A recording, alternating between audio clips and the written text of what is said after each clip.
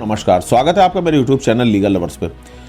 आज हम बात करेंगे हरिद्वार की उस सनसनीखेज घटना की जिसमें पुलिस कस्टडी में एक गैंगस्टर को जेल से कोर्ट पेशी पर ले जाने के दौरान उसके ऊपर ताबड़तोड़ फायरिंग कर दी गई।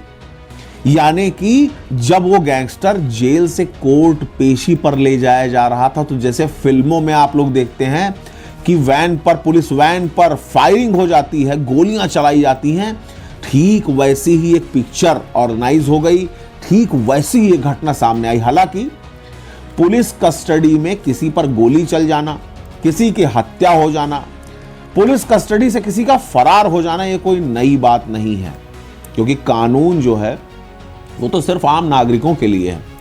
कानून की रक्षा करने वाले अगर कानून तोड़ दें या अपराधी जिनको कानून का खौफ ना हो अगर वो बार बार कानून तोड़ते रहें तो उनके लिए आखिर कौन सी सजा मुकर्रर होगी, या इस प्रकार की अव्यवस्था पर सरकार क्या करेगी, या इस प्रकार की घटनाओं पर कैसे रोक लगाई जाएगी, यह चिंता का विषय है।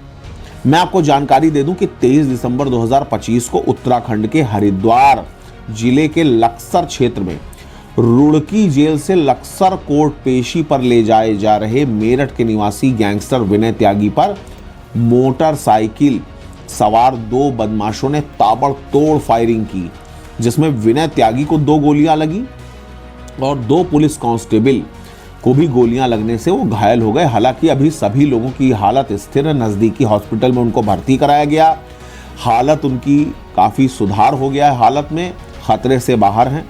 घटना के तुरंत बाद पुलिस ने पूरे इलाके में नाकाबंदी कर दी और सीसीटीवी फुटेज से जो बदमाश गोली चलाने वाले थे उनकी पहचान किए जाने का प्रयास किया जाने लगा। तफ्तीश जारी की गई कि किसी तरीके से उनको पकड़ा जा सके और फाइनली 25 दिसंबर को पुलिस वालों ने उन दोनों बदमाशों को जिन्होंने पुलिस कस्टडी में गैंगस्टर विनय त्यागी पर गोलियां चलाई थी उनको गिरफ्तार कर लिया।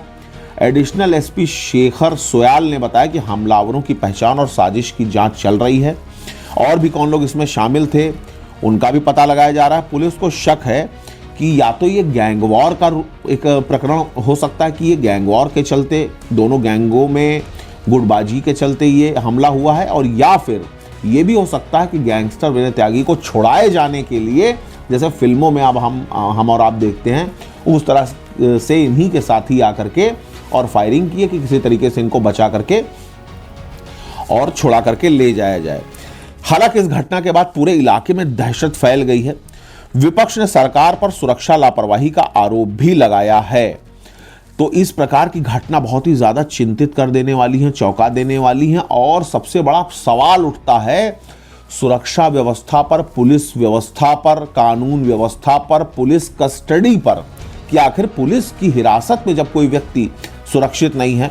अभी हाल ही में मैं क्या ही नाम लूं, एक बहुत ही फेमस पूर्वांचल के बाहुबली की भी इसी प्रकार से पुलिस कस्टडी में ही गोली मार करके हत्या कर दी गई थी।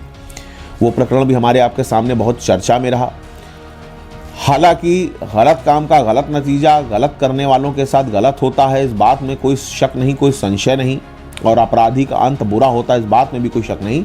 लेकिन सबसे बड़ी बात यह है कि अगर ये ऑर्गेनाइज्ड है तो ये कितनी सोचने वाली बात है, ये बहुत बड़ा एक सोचने वाला विषय है।